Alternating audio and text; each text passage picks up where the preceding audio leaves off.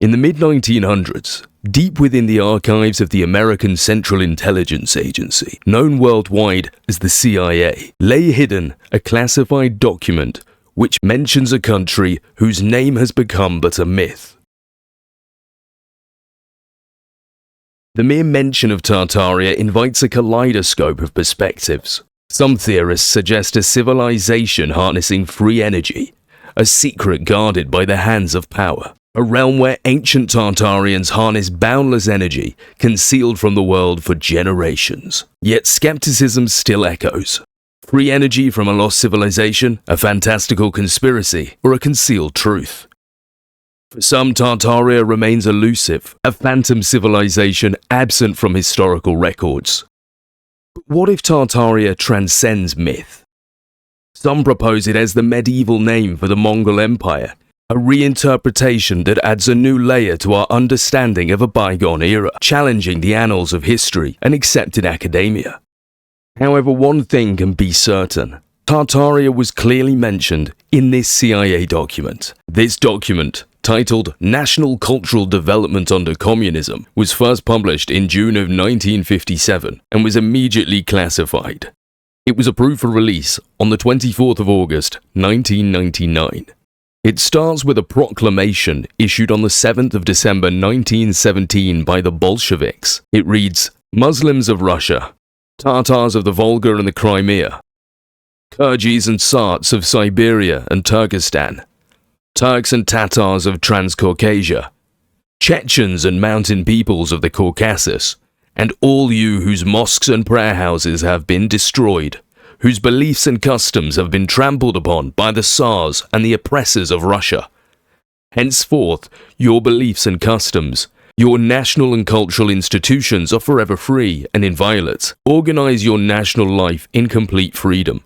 This is your right." The Bolsheviks had realized that if their revolution was to be a complete success, and if they were to be able to consolidate their newly won power, the support of Russia's minority peoples, including the Muslims, was essential. As well as this, Lenin and Stalin promised equality and sovereignty of all nations of Russia, the right of nations to free self-determination, including the right to secede and form independent states, abolition of all national and national religious privileges and restrictions whatsoever, and freedom of development for the national minorities and ethnographic groups inhabiting the territory of Russia.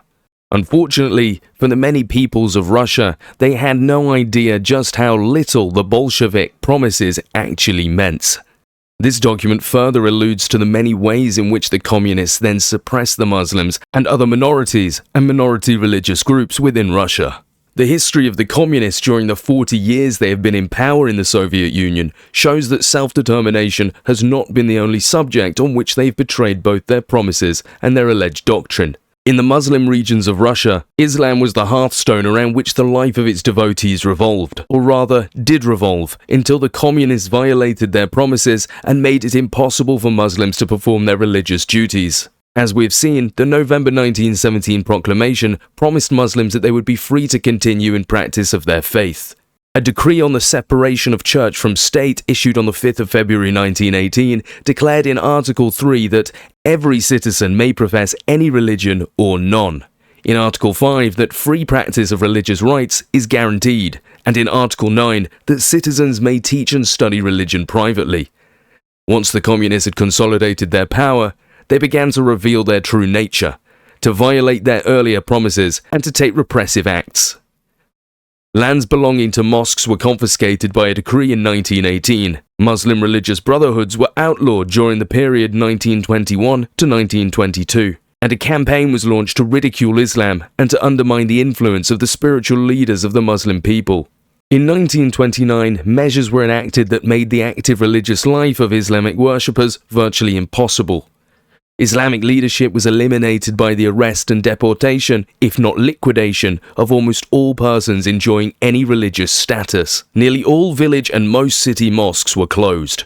Religious literature was suppressed through the changing of alphabets, the confiscation of existing religious texts, including the Quran, and the suppression of all publications of a religious nature, and anyone in a responsible position was dismissed if known to be a pious and practicing Muslim. Muslims were to be free to practice their beliefs and customs. That was the Bolshevik promise. In 1917, when the communists came to power, there were 7,000 mosques in European Russia alone, in addition to the unnumbered thousands in Muslim Central Asia, the Caucasus, and Transcaucasia, as well as the Crimea. But in 1942, the communists themselves admitted that there were then only 1,312 mosques in the whole of the Soviet Union. The others had been confiscated and converted into warehouses or stores, or otherwise desecrated or allowed to fall into ruin. In Tashkent, for example, where once 300 mosques graced the city before the communists came to power, there were only 20 left. Samarkand, which formerly had over 100 and was the seat of Tamerlane's Tartarian Empire, had only 17 left, of which only one was permitted to be used. Bukhara, an independent Tartarian city which once boasted of 360 mosques, was also reduced to just one. Alma-Ata, a Muslim town for centuries and the capital of the Muslim Republic of Kazakhstan, had not left one single mosque, nor any to be found in large Muslim centers such as Krasnovodsk, Ashgabat, or Stalinabad. The fact was that the communists condemned and therefore prevented the publication of all Muslim literary works except those few which extol the virtues of Russia and the Russians. The document then goes on to mention Tartaria. Or, let us take the matter of history, which along with religion, language and literature constitute the core of a people's cultural heritage. Here again, the communists have interfered in a shameless manner. For example, on the 9th of August 1944, the Central Committee of the Communist Party, sitting in Moscow, issued a directive ordering the party's Tartar Provincial Committee to proceed to a scientific revision of the history of Tartaria, to liquidate serious shortcomings and mistakes of a nationalistic character committed by individual writers and historians in dealing with Tartar history. In other words, Tartar history was to be rewritten, let us be frank, was to be falsified, in order to eliminate references to great Russian aggressions and to hide the facts of the real course of Tartar-Russian relations. And this was no isolated case. In every Muslim area within the USSR, historians, on orders of the Communist Party, have rewritten history to distort the facts so that the Russians appear always in a good light. Needless to say, histories which present the facts truthfully have been withdrawn and destroyed, so that the present and future generations of Muslims are forever denied the chance of learning the true facts of their nation's past. So in this document, the writer, discussing historical events, has expressed concern about the interference of communists, particularly the Communist Party in the USSR, in shaping the narrative of history. The writer cites a specific instance in 1944 when the Communist Party directed a revision of Tartarian history to eliminate references to Russian aggression, suggesting a deliberate falsification of historical facts. The writer contends that this manipulation of history extends beyond Tartaria to all Muslim areas within the USSR, with the intent to portray Russians favorably. Additionally, the writer notes that truthful historical accounts have been withdrawn and destroyed, preventing present and future generations of Muslims and Tartars alike from learning the genuine facts about their nation's past. It is also extremely important to note how vital such a document like this is to be naming Tartaria as a country in the 1950s. The speaker highlights a pattern of interference by the Communist Party and the Russians in shaping the historical narrative, particularly in Muslim and Tartar areas within the USSR. The directive to revise Tartarian history and eliminate references to Russian aggression suggests a deliberate effort to manipulate historical facts. The broader assertion is that this trend extends beyond Tartaria, with historians rewriting history to portray Russians in a positive manner. This document emphasizes the removal and destruction of truthful historical accounts, denying present and future generations the opportunity to learn the genuine facts about our world's history. As we reflect on these concerns, it raises questions about the impact of such historical manipulation on cultural heritage and the understanding of complex relationships between different communities. The deliberate alteration of historical narrative poses challenges to the pursuit of truth and the preservation of diverse cultural identities. This message underscores the importance of critical examination and preservation of authentic historical records to ensure a comprehensive understanding of the past for generations to come. So this book that we're going to be having a look at, A Most Complete Compendium of Geography, it was released by Lawrence Icard in 1691, this original from the British Library. So this book in itself contains a lot of information that you can find elsewhere. There are other documents that have exactly the same stuff. This is an example of that. From 1715, a new description of the world, delineating Europe, Africa, Asia, and America. And there's many more, so I just searched for one of the words, which is another word for Uzbek or Zagathay, and you can find all these different books that have references to exactly the same geography stuff. So they've all copied from the same sources. They do have slight differences. So an example would be from this one. We'll see that it talks about the 85th degree. And if we come over to this book here, the one that we're going to be reading from, it says the 83rd and 180th degree, whereas the other one was 85th and 182nd. 85th and 182nd. It's between the same latitude, 39th and 72nd. But we're going to be talking about this, so you can check these documents out for yourself, see what you think. But we're going to be going over this first document, just going to be seeing what it's saying, having a look on the map where that would be. So, Tartary is the greatest country in the world, lying on the east of Russia and the north of Persia, India, and China. Situated between the 83rd and the 180th degree of longitude and between the 39th and 72nd degree of latitude, being in length from the borders of Astrakhan to the eastern parts of Cathay, about 4,000 miles, and the breadth from the southern parts of Moranara, which is Zagathay or Uzbek, to the most northern parts of Tartaria Deserta, which is essentially the name for Siberia, which is about 2,000 miles. This contains the ancient provinces of Scythia, Sake, Sogdania, and the greatest part of Sarmatia Asiatica, with a little of old Persia. It has remained unconquered under several governments until anno 1162. The Tartars, an obscure people, overran this country and elected a monarchy which still remains, but a good part of it has fallen away. So again, this document was written in 1690. So in 1690, the Tartars still have their monarchy in Tartary, but most of it has fallen away. So that makes sense because in our other videos, we've gone over the Russian or Muscovite conquest of the Tartaria areas. The emperor is called the Great Sham of Tartary, who is also the famous country of China. So it's saying that the Tartars own China in 1691. That would make sense. We know the Tartars retook China in the 1600s, 1644. They officially became the rulers with the Qing dynasty. The Ming dynasty beforehand were having issues. There was a peasants' revolt in Beijing, and at that point the Mings asked the kings, or the Qings, to come and assist them, and that's when the Qing dynasty moved in. So going back to the document, the emperor is called the Great Sham of Tartary, who has also the famous country of China. Some part of it is under the Russians, the rest under several independent princes. The imperial seat is at Cambalu, as it is supposed.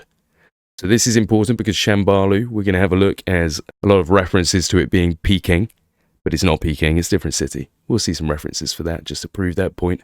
But we've got other videos about this, but the official line is that Cambalu is Beijing or Peking. A quick Google search will show you that Cambalu is Cumbalich or Dadu of Wan, which was the winter capital of the Wan dynasty in now Beijing, the capital of China. You see Cambalu, an alternative form of Cumbalich, comes from Marco Polo's travels, but it's not just Marco Polo, there's other people that talk about it. Marco Polo is the one they like to reference the most, and he apparently visited Cumbalich, which in East Turkish means city of the Khan, which, as we saw, is supposedly Cumbalich in Beijing. We can easily disprove this one. All we have to do is have a look where Beijing is, and we can see Beijing right here is behind the Great Wall of China. So this is where Beijing is, and Beijing was apparently conquered by Kublai Khan, and he supposedly called it Cumbalich, which was its name forever afterwards. However, if we come to this book called The History of Tamerlane the Great, taken out of Alicent, the Emperor's Historian, so this is by his historian himself. This book was printed in 1679, it seems to have been translated, original documents, probably around the 1600s, and Timur is from 1336 to 1405, so we can see from this book, just from the table of contents, some of the things that Tamerlane does. He has a war with the Muscovites, has a war against the King of China, but before he can have a war against the King of China, he is stopped by the revolt of Cumbalich, a great lord of Tartary. So this is before he goes against the King of China. And here it talks on page 35. Cumbalich had been with his army of 100,000 men before the great and proud city of Cambalu, the metropolis of the province of Cathay. The inhabitants had opened their gates and received him with as much joy as if he had been their lawful sovereign. However, Tamerlane, who comes from Zagatay or Chagatai, which is to the west, he comes and he fights Cumbalich and he takes Cambalu. And this book talks more about it, you can see. 14 mentions of Cambalu. And this is before he invades China. So let's have a look at the invasion of China. And as soon as it begins, it says the provinces of Liaotum and of Pekin. Pekin, of course, is Beijing, which the Chinese had taken from the Tartarians, were the causes of that anger and displeasure, which they could not dissemble. So, of course, Pekin had been taken from them in the terms of Kublai Khan had taken it himself, or built it himself as Cumbalich, not Cambalu. These are different places. He'd built Cumbalich, but the Chinese had taken it back with the Ming dynasty, and Tamerlane was trying to re-establish the One dynasty, the Tartars, which the Chinese had taken from the Tartarians, were the causes of that anger and displeasure, which they could not disassemble. They found themselves by this means, and by a prodigious wall of a vast length, built in the passage of the mountains, deprived of the benefit of that prey which they were wont to make in that kingdom by their frequent inroads. So it's talking about the Great Wall of China. Pekin, Beijing in the Great Wall of China. So a simple deduction.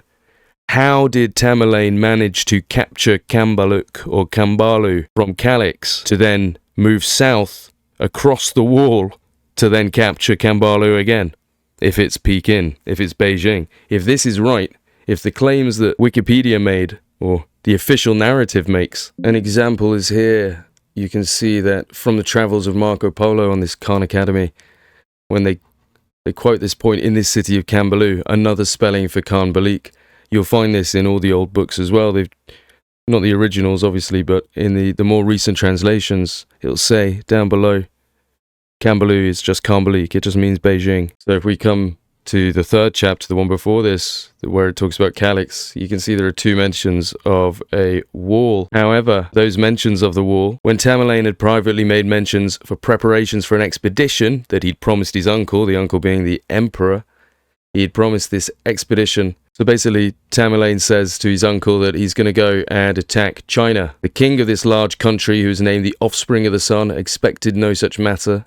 And you see, when talking of China, these lands are lying beyond a river called Tachi, and beyond that famous wall which bound both empires, and which the king of China built to secure himself and his people from the Tartarians. The next mention of the wall, nevertheless, he was willing that Cumbalich should believe that he was passed beyond the mountains to assault the famous wall defended by all the armies of the Chinese.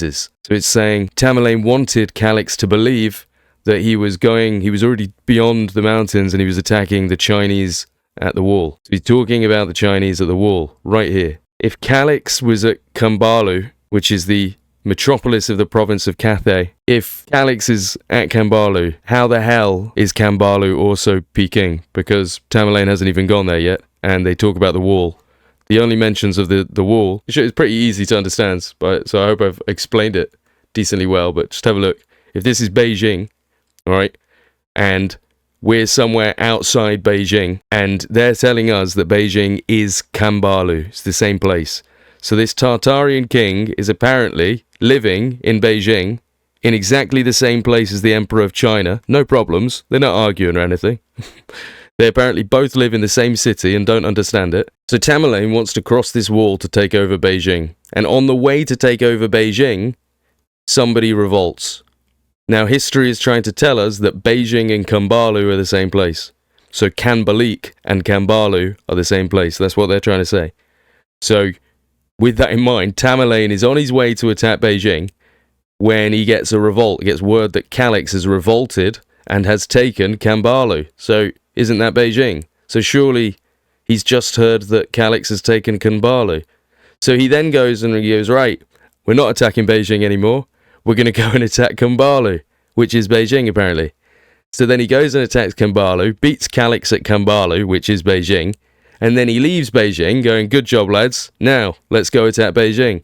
It doesn't make sense, does it? And then in the very next chapter, he mentions the wall 33 times because he's coming over the fucking wall. That's why he's mentioned it 33 times, because he's got to get over the wall. The page is dedicated to how they get round the wall. On page 60 it says, as he was nearest to the enemy, he had an opportunity to discover in what places the wall that stopped the Tartarian inroads might be assaulted. So on page 60 he's talking about what places on this wall he would be able to attack to get through. They found a local prince who took liking to them, and he betrayed the Chinese and divulged a secret passage that he knew that led into China, and it was easy to go in and surprise the soldiers that were guarding the wall. So again, why would he have to do this if he's already taken Cambalu? That doesn't make sense. None of that makes sense. So I've just spent quite a while on this because I need to hammer home that Cambalu and Beijing are not the same place, and this is obvious. This is obvious that they're not the same place. You'd have to be a moron to think they're the same place, because all the mentions of the wall are when he attacks Pekin. We saw him mention Pekin up here, Liutum and of Pekin. So why is he calling it Pekin if it's also Cambalu? Why is he confused? Why doesn't he realise that Calix is already at this place? Why doesn't he realise that he's had to cross a wall? Why is he worried about attacking the same wall if he's already crossed it so easily? He crossed it so easily, apparently he didn't even notice the first time. That doesn't make sense. So, Cambalu and Cumbalich are two very different places. Cumbalich is Beijing, yes, as in Cumbalich. Cambalu, that's a different place entirely.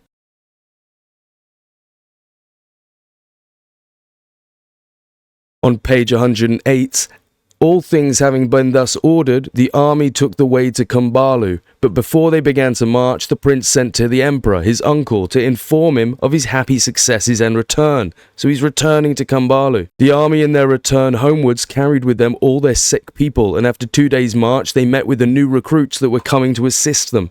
The prince ordered them to proceed on no further, but to return home towards Cambalu, whither he intended to go and meet with the emperor, who had intended to see him there and give him a triumphing reception. So the emperor, who is Tamerlane's uncle, is meeting him at Cambalu. So, and he's saying, return home towards Cambalu.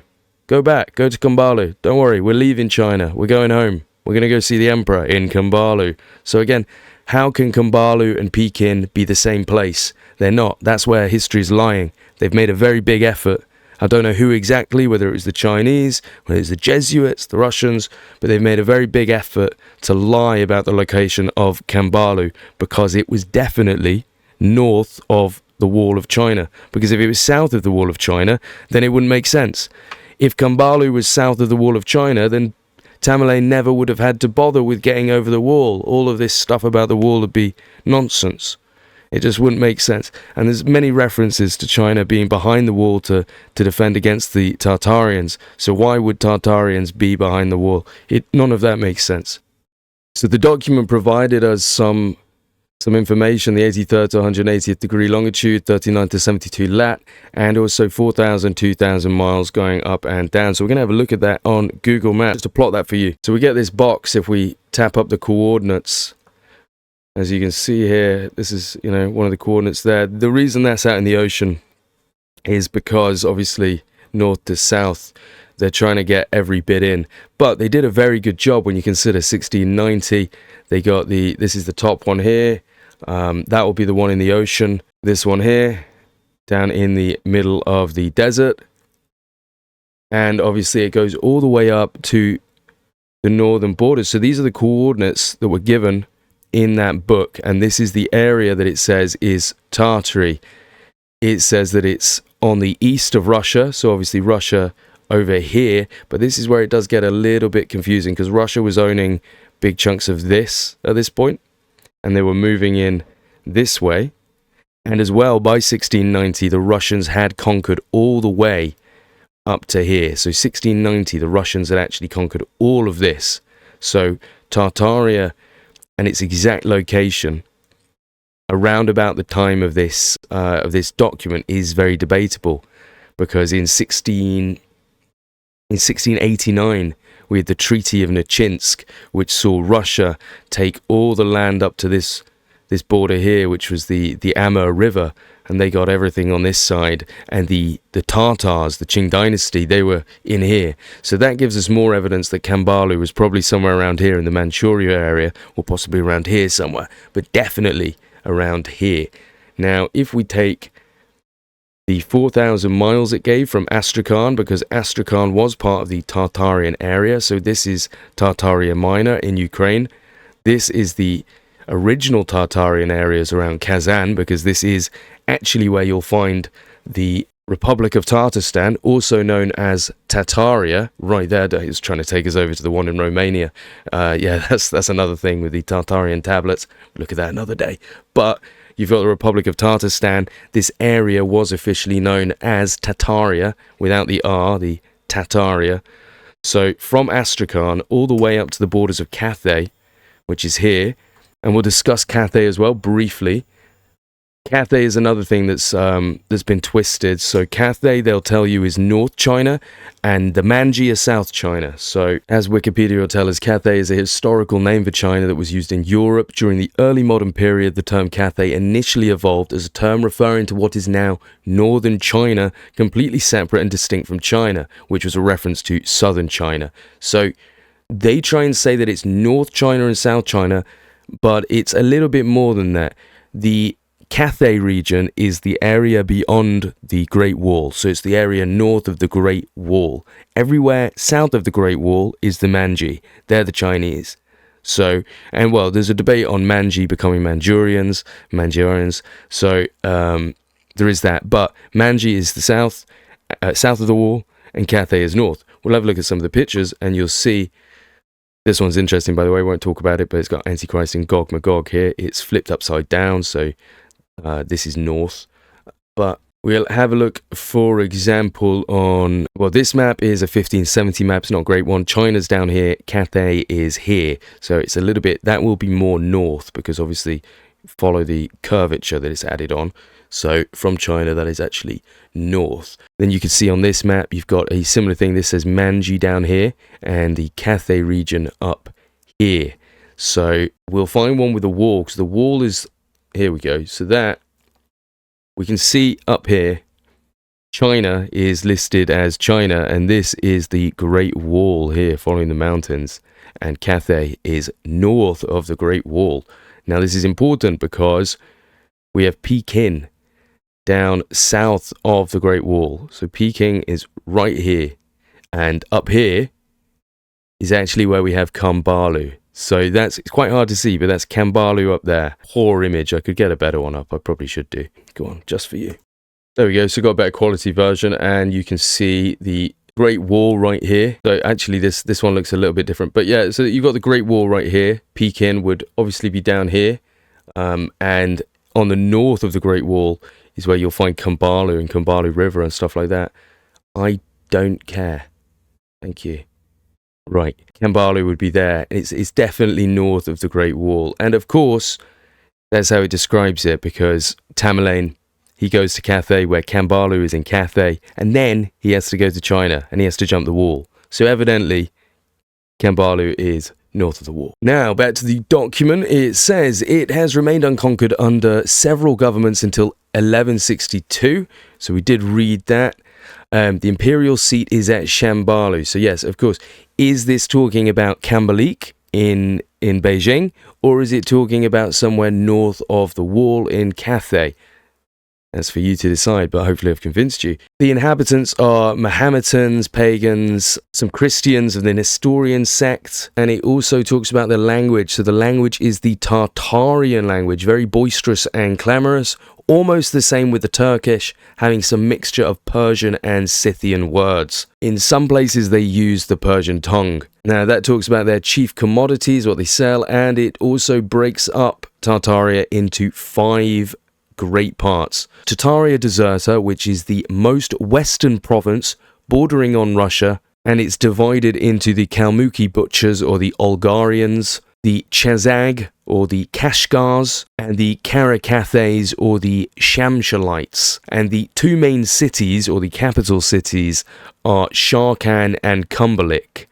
So, or it does say the capital city of the whole, or the main city of the whole, is Sharkan or Karkan, however you want to say that. So you've got Karkan and Cumbalich. Notice how that is very similar to Cambalu. It's probably the same meaning.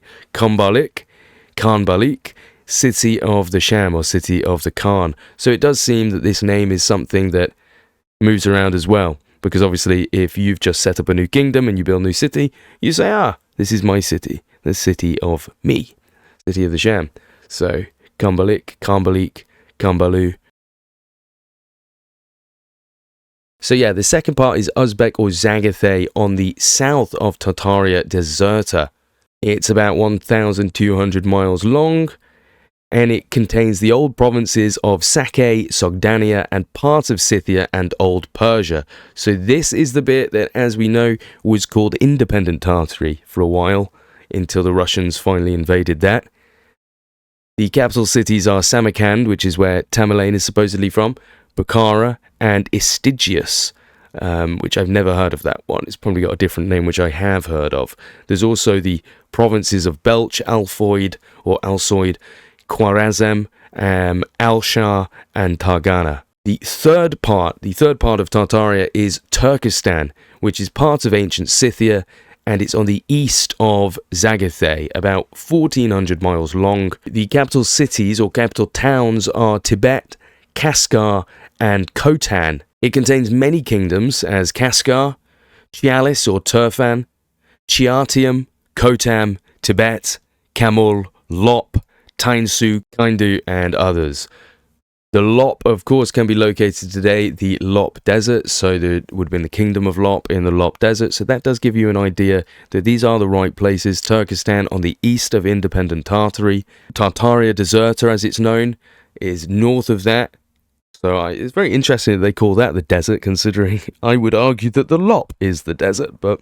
Now, the fourth section is called Mongol or Magog, the true old Tartary. It's on the north of Turkestan, about 1,800 miles long and 950 in breadth. The chief towns are Mongol and Tenduk. It contains many provinces as Sumogul or Tartar, Tenduk or Mekrat, Baju or Mekrit, Tekmogul, Kali, and others. So Mongol or Magog is north of Turkestan, which does seem to match with Mongolia and areas to the east. And then finally, we have Cathay or King Tartary on the southeast of Mongol, about 1,650 miles long and 1,100 miles in breadth. It contains 4 great provinces: Cathay or Nayman, Cambalu or Arab Cumbalich, Nish or Tenduk, and Yupi. It contains the ancient Serica and parts of Scythia. I'll bring us back to another map, because on Wikipedia they're obviously talking about how Cathay is China. It's exactly the same as China. But anyway, so you can kind of sense the passive aggressiveness with the Cathay is finally gone. This 1689 map by Giacomo Cantelli da Vignola from Modena identifies it and Mangi with China. So now if we zoom in on this, we can see Peking and Liaotung. So those are the places that were mentioned as where Tamerlane was about to go and invade, until he got word that Calix, one of the kings of Tartary, had decided to take over Cambalu. Now, Cambalu isn't shown on this map, but it's usually shown as being either near the Sungari or Quentung Fluvius. So it's still in this region. So even though Cathay has gone, it's still here. It's not China. It's still south of the wall. I mean, it became China, as in they invaded China. So it's one of these things where it's a confusion, but they've also purposely tried to do it. Now, you'll notice over here is the UP that was just mentioned, the Tartary de UP. So we just heard about the UP people, and they're over here on the right. So this is the Chinese south of this wall. We can have a look at this picture. This picture from just before, which shows us Cathay up here, Cambalu right here, on this river, which is called the River Pulisanja on this map. So we can see that Cambalu is right here, and it's outside the wall, a wall of 400 leagues betwixt the banks of hills, built by the kings of China against the breakings in of the Tartars. Kingdom of the Great Sham, and it's north of the walls. Cathay, it's north of the walls, it's northeast. So it's very easy to work out once you realise that. And you can see the mountains of the greatest note are those anciently called Imao, dividing Tartary in the middle. The rivers of principal note are four: the Obi, which we know about the Obi because that's in Russia, Okanda, Chesil, or the Jaxartes, which is located in independent Tartary, and Polisanya, which is the one we just saw located northeast of China in Cathay. And there's the most considerable lakes are four. We've got Kithay, Kithaska, Koras, and Amu. These are all very difficult to locate today. Some very interesting things have happened there. So, I hope you've enjoyed going through this document. Like I said, when I checked the other things, there are a load of documents that include the same kind of info or similar kind of info. So, it's just a tedious process to go through all of these and find all the things that you need to really build a picture. It's evident from what we've seen that obviously China here, this isn't Cathay. Maybe this was Mangi. But this is Cathay. This is Cathay here. Over here are the UP people. This is where you find the UPs, which makes sense with the map that we found. And if we have a look at UP Tartars, they're known as the Nanai people. And they lived along the Amur River, and they were actually evacuated by the Chinese originally. So the Amur River is, of course, this one that we saw over here. This makes this border. So this river here, it comes from up there, down there, around there. So these people are from here. And on this map that I got from Rare Maps, the date on this, it's from Stockholm, London, 1730. So the reason we come to this one, obviously we can see down here the Great Wall of China peeking there. And if we come up, we can see our Amur River. Now, it does have a different flow. It comes right from the side instead of coming from up. So that could just be a mapping issue there. Or maybe it did actually flow a bit differently a few hundred years ago. But we can see UP Tartaros down here. So that matches that map that we just saw, which is up here, Tartary to UP. So the UP's around this corner. Cathay is right here, just beyond this wall. So have a look at the wall. Cathay, the UPs are going to be up here. So having a look at this here, again, we've got the Great Wall of China around here, the UPs around here. So where do we think Cathay is going to be? Around here somewhere, isn't it? This will be the Cathay region. So we can assume that Cambalu, the proper Cambalu, not Cumbalich, proper Cambalu, was around here somewhere. With a Christian kingdom till for only 60 years, supposedly set up by Prester John, or maybe even Didymus Thomas himself. Although I think if it was Didymus Thomas, he'd be about 1,200 years late because he was supposed to be around at the same time as Jesus. But very interesting. I mean, it might have taken him 1,200 years to walk all the way from Jerusalem. It's a bit of a distance. So I think we'll call that one the end of that. I hope you've enjoyed watching and learning. I hope you learned a lot from that book. I hope you've learned about Cathay and Cambalu, and you can join us on the hunt for these places where they really were, because there is a lot of confusion. I mean, who knows, maybe these places really were south of the wall, but I think when you look at the books talking about how Cambalu is evidently a separate place, the book about Tamerlane has Calix, one of the kings, fighting. He goes and he tricks the people of Cumbalich to join him, and Tamerlane goes to fight him. And he fights him and he takes back Cumbalich, and then he says, right, I'm off to China. And he goes to invade China. So you can imagine he's coming down and he's saying, right, I'm going to go take out China, sort him out for you, uncle, because his uncle wanted him to. And then he gets a call and he says, hey, can you do me a favor? Can you go sort out Cumbalich? Because one of our kings has had a revolt. So Tamerlane sighs, he goes, go on then. Goes over to Cumbalich, sorts him out, gets Cumbalich back, and says, right, problem solved. Now I'm going to China. And he crosses the wall, takes over Liu Tun and Peking, takes over those two places, and then he crosses back and he goes to Cumbalich where he finds his uncle waiting for him and he's really happy. It makes sense, doesn't it? That makes geographical sense. He goes to a place, then he goes to another place, and then he goes back to the place. It doesn't make sense if all three of those places are the same place. Or two of the places, you know? It doesn't make sense. So anyway, hope you guys learned a lot. We'll be back learning more about Tartaria, trying to figure out the truth behind this, because there is so much misinformation out there, so much they don't want you to know. It's probably why they focus on these global energy empire theories, because they don't want you to know the truth, that there was just actually a country that existed even a few hundred years ago that's been completely wiped out. The people have had their history changed and rewritten, and they just think that they're, you know, nomadic scrubs that have always lived in the middle of nowhere. When in reality, a few hundred years ago, they had one of the greatest empires in the world. In about 14 to 1500, this empire covered everywhere from China to Egypt.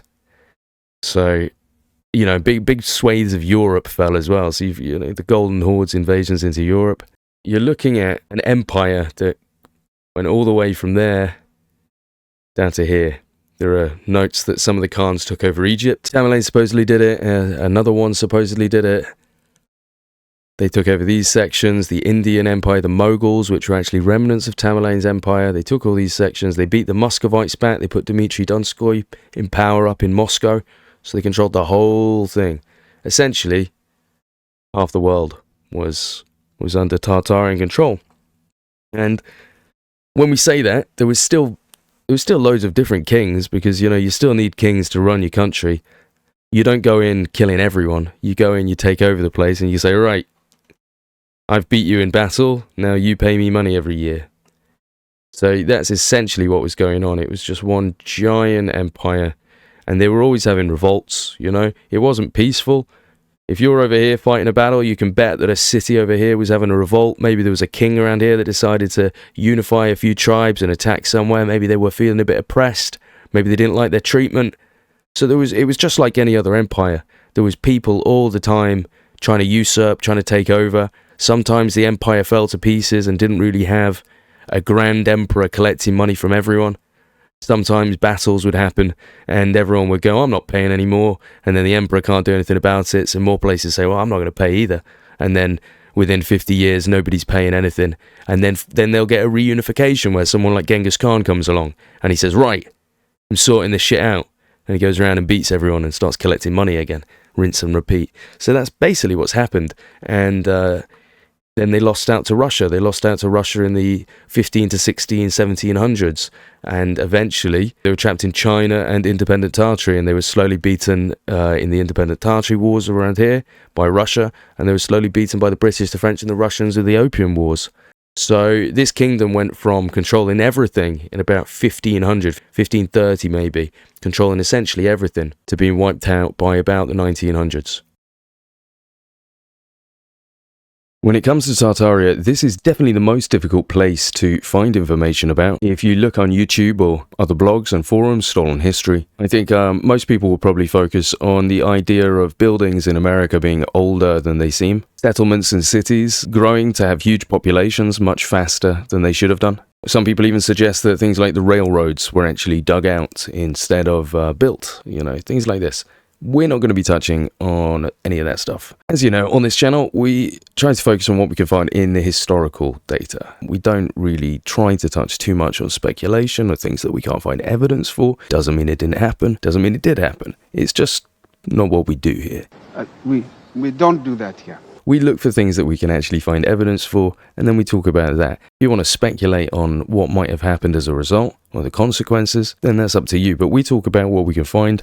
And this is something that, like I say, I have avoided for quite a while because the information out there is just so little, and I didn't want to provide something to you guys that was fantastical without being able to back any of it up. So, for example, on Stolen History, on their main article about Tartaria that was posted a good few years ago now, I think about 2020, One of my first videos was actually on this, but I ended up deleting it because at the time I really didn't have much knowledge on Tartaria, so I ended up deleting it because they do make a lot of mistakes in this, I must be honest. They do sometimes give you some good information, don't get me wrong, and definitely good sources and links. But yeah, anyway, so coming from Stolen History, this is their biggest article about Tartaria, and they made the claim in this map of 1652 that Tartary appears to have control over North America. And I'm not 100% sure on what the basis for that claim actually is. I've brought up the high quality of the map. I think the reason that they're suggesting that it's controlled by Tartary is because it's the same colour, which is kind of ridiculous, because as we see, Europe is one colour. South America is the same colour, so are they trying to suggest that Europe and South America are the same team? I'm not really sure. Africa is obviously one colour as well, so is the African continent a whole country? No. I think the whole reason that they're saying that it's part of Tartary is actually because it's coloured yellow and so is Tartary, although if you see the corner of Tartary here, it's green. If that is the reason, that's pretty stupid, I'm going to be honest, because these two are the same colour, and they're definitely not one giant country. Africa isn't one giant country. We do see over here that we have some text written about America. So looking around, a lot of named places, but there's nothing that indicates any cities down there or anything. Over here as well, I'm not going to translate the whole thing, but it basically just talks about Columbus discovering it and then other people doing it afterwards. But notice that the date is actually 100 years incorrect, because Columbus discovered America in 1492. Rather curious, isn't it? That they seem to make that mistake. Got it out by a whole 100 years. Going back to Stolen History, don't worry, by the way, I will be showing you some decent evidence that could suggest that these things are different. Just going through this first. And then the other thing that they mention on American Tartary is, they do say the jury is still out on this, but there are some indicators that Tartary was present in the North American continent as well.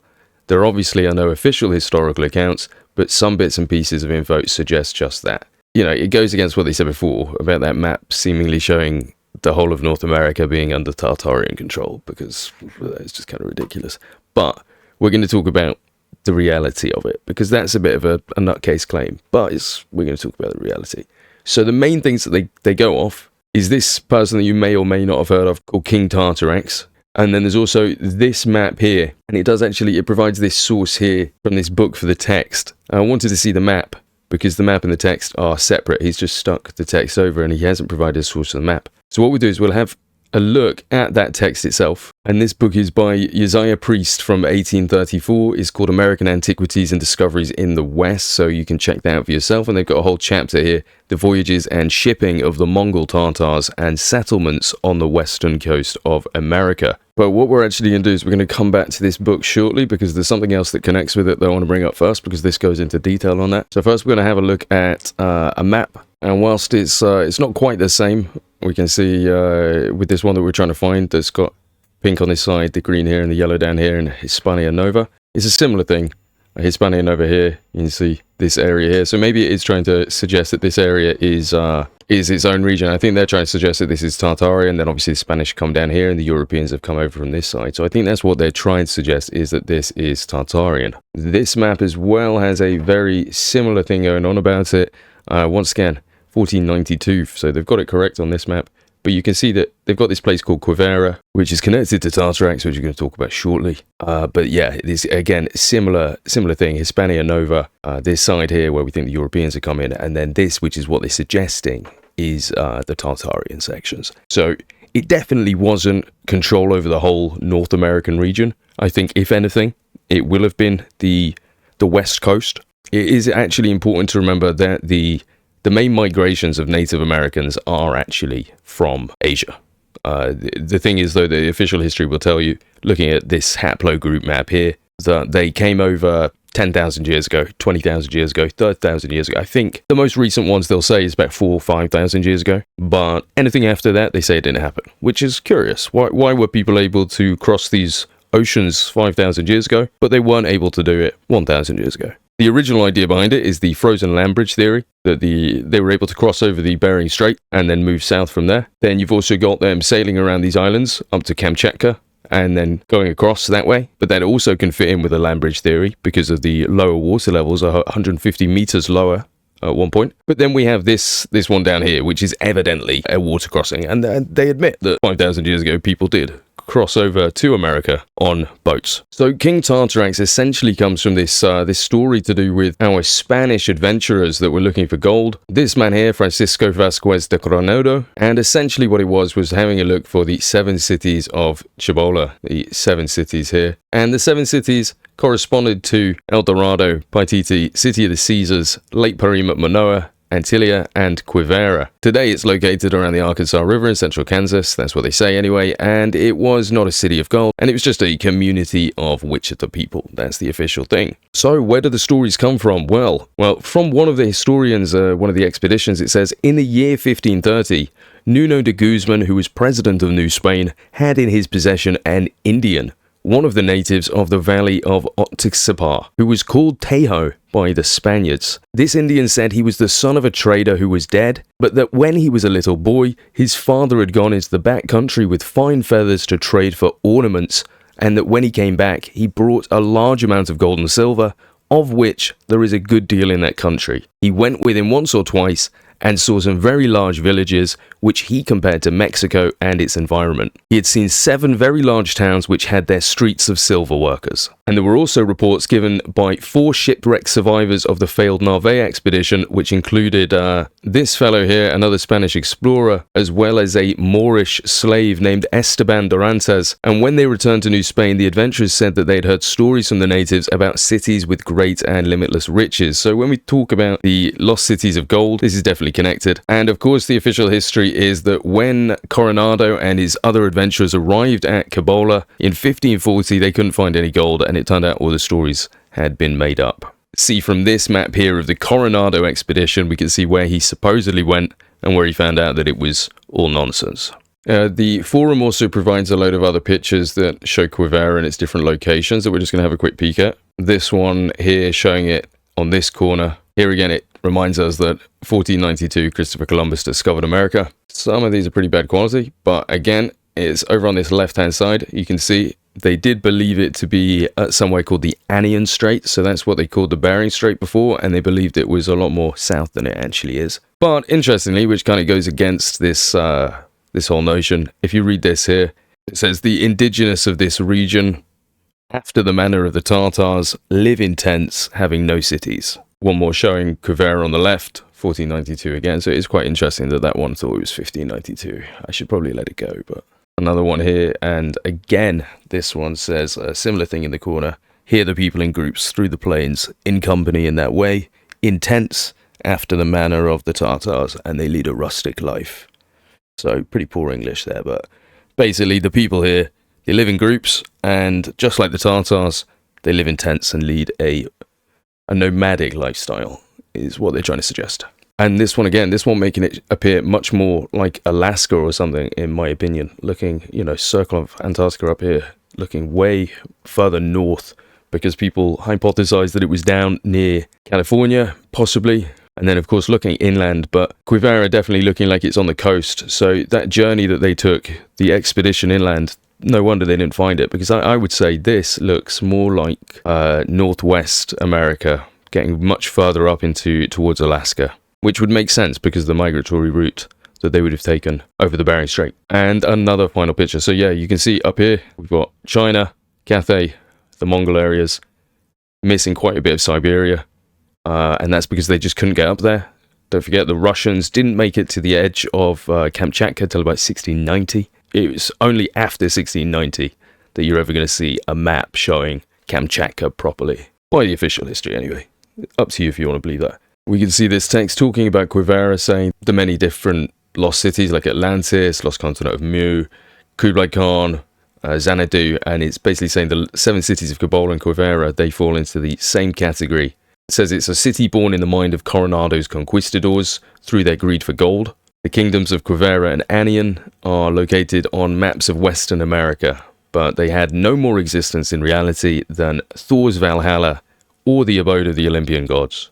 That is the official line for Quivira, that these guys didn't exist, And before we move off of King Tartarrax into the actual Mongol Tartar movements into America, we do have some decent stuff to look at, by the way, so make sure you do stick around. We're just going to have a look at this book, this Garden of the Gods, because I did find a mention of King Tartarrax in here, which was quite cool. And it's just down here, Amateur Rodeo, 1910s, and it says, the 1910s brought an economic slump to the Colorado Springs. To offset this slump, some residents sought to draw tourist trade by staging a historical pageant about Indians and the 16th century activities of the conquistadors in New Mexico and of old King Tartarrax of Quivira. So, King Tartarrax of Quivira, obviously people point to the fact that Tartarrax is like Tartarrex, aka King of the Tartars. Tartar itself obviously sounds like Tartars. So that would be, King Tartar King. Obviously trying to suggest that it's a mistranslation and it's essentially just the Latin for King Tartar of Quivira. And the final King Tartarrax is just an article from 1889. It talks all about Coronado going to find Cibola with his team, trying to go to the legendary city of gold. And we can see mentions of King Tartarrax, that this realm of Quivira was ruled by the mighty monarch Tartarrax, who lived in magnificent splendor, that gold was so common among these people as to be of little value, that they made utensils and farming implements, and that the monarch Tartarrax and his subjects lived in splendor. Their warriors wore helmets and bore shields of gold. So yeah, this is apparently all in their heads. Somebody made this up and then they went looking for it, and it does mention Tartarrax quite a bit. Just talking about the story, this is stuff that you can come and read for yourself if you want, because we don't need to go into it. It will just be talking about how they never found him. It is interesting that Tartarrax was clearly a bigger part of the mythology in the 1800s, because most people wouldn't hear about it now. And they're just talking about holding an event to basically stage the whole thing. King Tartarrax, the Spanish, etc., etc. And it's what we saw in that last book that they were talking about, but a bit better than a rodeo. So just like the event in the 1910s that we saw in that book, The Garden of the Gods, they're talking about holding a similar event, and this guy's suggesting who they should have and play who characters and stuff. So it was, like I say, if they're doing it in the 1910s and there's something in the 1890s, it was clearly part of the local mythology up until that point, which would be quite sad if it's been erased from the local memory. That's just, I think that's our last mention of Tartarrax, or there was one more book actually. The last one just brings up Tartarrax again in the secret cities of South America, and it's talking about... It is also added as a memory of a great cataclysm that when Quetzalcoatl vanished, the sun and moon were covered in darkness and only a single star remained in the sky. Humboldt, in his Examen, says that the Franciscan monk Mark de Niza crossed the 37th parallel, a line linking California with Virginia, seeking a bearded King Tartarrax who adored a golden cross and the image of a woman called the Lady of Heaven, which usually would suggest Mary. So this next book that we're going to come to is The Great Events in the History of North and South America from the Alleged Discovery of the Continent by the Northmen in the 10th Century to the Present Time. Now, of course, that's referring to Leif Erikson and the Northmen, the Viking-type people who came over in the 10th century rather than Christopher Columbus, and that is in 1851. So it is quite interesting that people were quite aware of Leif Erikson, yet we still have Columbus Day. Why not Erikson Day? Why we came to this book is just for one little mention down here. The book obviously is talking about the ways in which America could have been populated, and it says, Dr. Swinton, author of many parts of the universal history, after stating the different opinions of various authors who have advocated in favor of the dispersed people, the Phoenicians and other eastern nations, observes that therefore the Americans in general were descended from a people who inhabited a country not so far distant from them as Egypt and Phoenicia. One will, as we apprehended, readily admit. Now, no country can be pitched upon so proper and convenient for this purpose as the northeastern part of Asia, particularly Great Tartary, Siberia, and more especially the peninsula of Kamchatka. That probably was the tract through which many Tartarian colonies passed into America and peopled the most considerable part of the New World. So, of course, he's saying that right here, the Tartarian colonies, very interesting, Tartarian colonies passed into America. So 1851, they're trying to suggest that. And, of course, it was actually a widely accepted thing that the Indians were Tartars, which isn't as much of a generalized statement as you might think, because we actually classify humans into three types, essentially white, black, and brown. And the Mongoloid, is that race classification. Anybody from Asia is essentially classified as that. So the North Americans do fall under that category and that classification. Our next source is from the historical collections of the Indians in New England, and it's provided, I think, for the king at the time, Charles II, around the 1600s. We will see. So it'll be from Charles's collection. And this interesting bit down here. Secondly, another apprehension is that the original of these Americans is from the Tartars or Scythians that live in the northeast parts of Asia, which some good geographers conceive is nearly joined unto the northwest parts of America, and possibly a one continent, or at least separated by some narrow gulf. And they were correct, of course, with the Bering Strait. And the Bering Strait is so small. It's smaller than some crossings of the English Channel, some sections, and you can stop. You've got a pair of islands right in the middle that you can stop on and then make the next leap of the journey. You could do it in a canoe very easily. But it goes on to just talk about how they are very like the Scythian people in colour, shape, and manners. But it does actually say about sheep, horses, and camels and other tame beasts that are not found in America among the Indians. So that literally is the question they pose there. They say, if this people be sprung from the Tartarian or Scythian people, as this nation asserts, so these people do seem to assert, I think the Indians themselves must have asserted it, then it is to me a question why they did not attend the known practice of that people, who, in all of their removes and plantations, take with them their kine, sheep, horses, and camels, and the like tame beasts. And of these sorts and kinds of beasts used by the Tartars, none were found in America among the Indians. This is it's a different version of the same document we saw earlier that just essentially says the same thing. Probably was the tract with which many of the Tartarian colonies passed into America, aka, through Kamchatka from Great Tartary, Siberia. This is not to be denied. It's the most rational way of getting inhabitants into America, if it must be allowed that it was peopled from the Old World.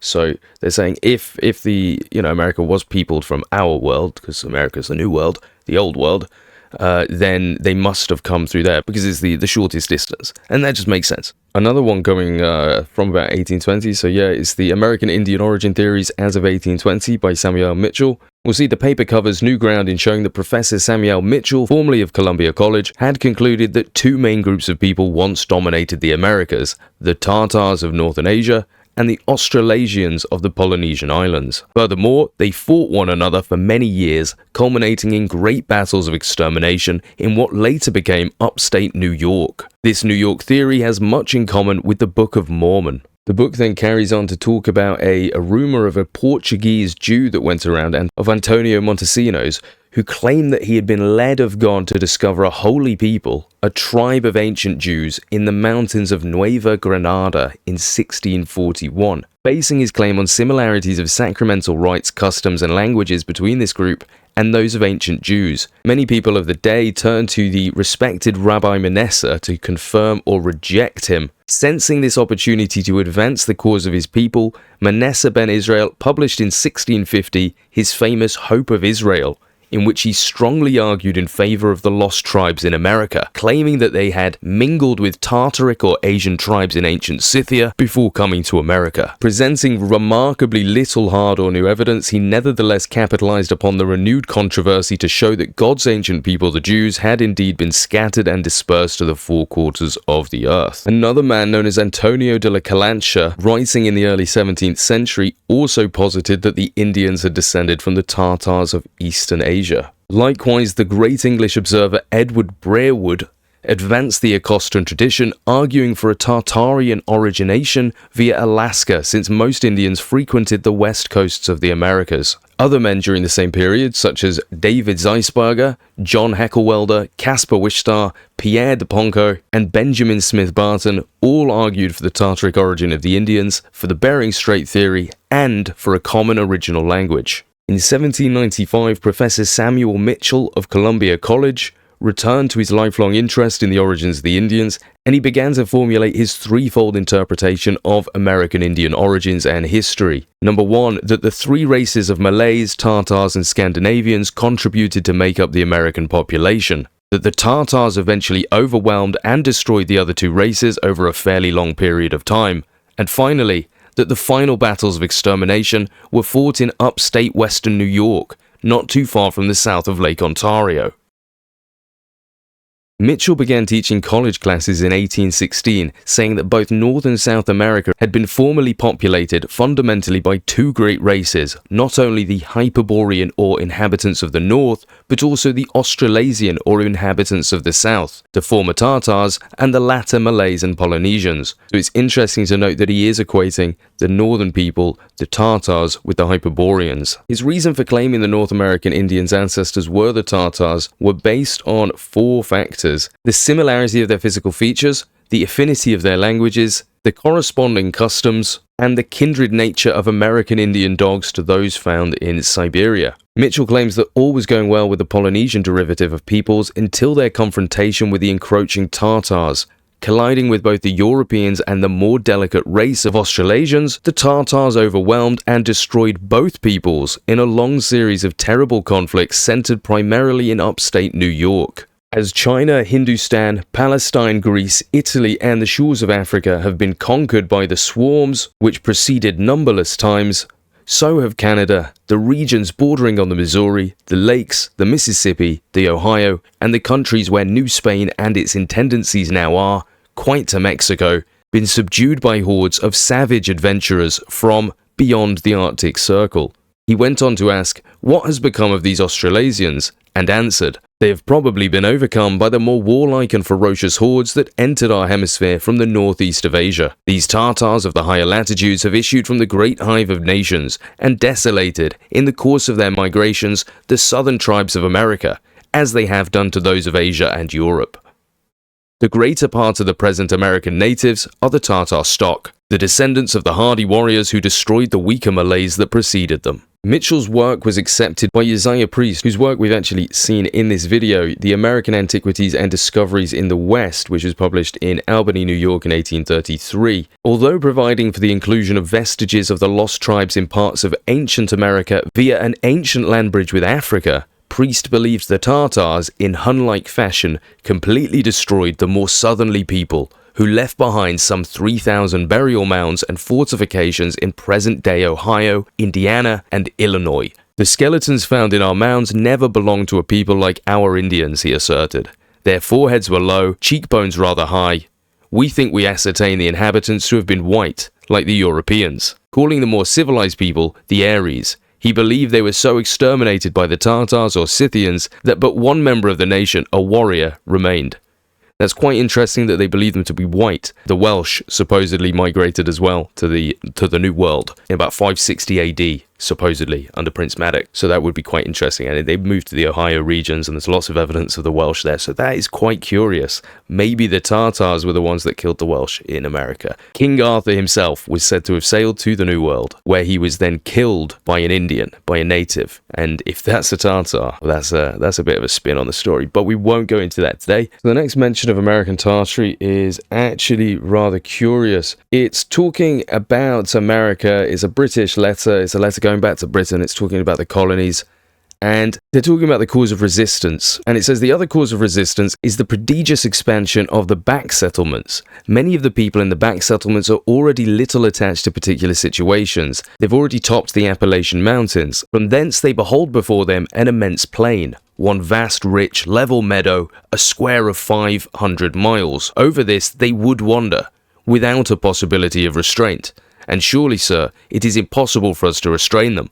Undoubtedly, they will wander wherever they choose to do. They would soon change their manners with the habits of their life. They would soon forget a government by which they were disowned. They would become hordes of English Tartars, and pouring down upon your unfortified frontiers a fierce and irresistible cavalry, become masters of your governors and councillors, your collectors and controllers, and of all the slaves that adhered to them. So it's suggesting that the people that weren't living inside the colonies, the ones that had started moving west, they would become like the Tartars, and that they would destroy the colonies. And the response we get back is obviously, thanks sir, thank you for these kind prophetic declarations. And down here it says, for indeed whether the colony was placed in Asiatic or in American Tartary, the folly and absurdity of pretending to govern such a colony, and to make it subservient to the purposes of British commerce, would be just the same. Nature opposes it, as you justly observe, and nature will be obeyed. So they're saying, look, whether we put a colony in Asiatic or in American Tartary, it'll be the same. It would be absurd because nature is against it. They're too far away and they'll destroy us. So it's very curious that they're calling American Tartary. That's the bit, is why are they calling it American Tartary? This is one of the only, if not the only mention properly of American Tartary that we can actually find. There's only a couple. If you'd like to find that book, by the way, there's actually a better version that you have to borrow, unfortunately, but you can borrow it for an hour. But you can find it on Internet Archive. Josiah took a selection from his economic and political writings, and you can find that section right there. That's up there. So if you want to find that for yourself, you can do. You can also come to this called The Ancient Chinese Account of the Grand Canyon or the Course of the Colorado. It's a 44-page book, so we will definitely not be reading it.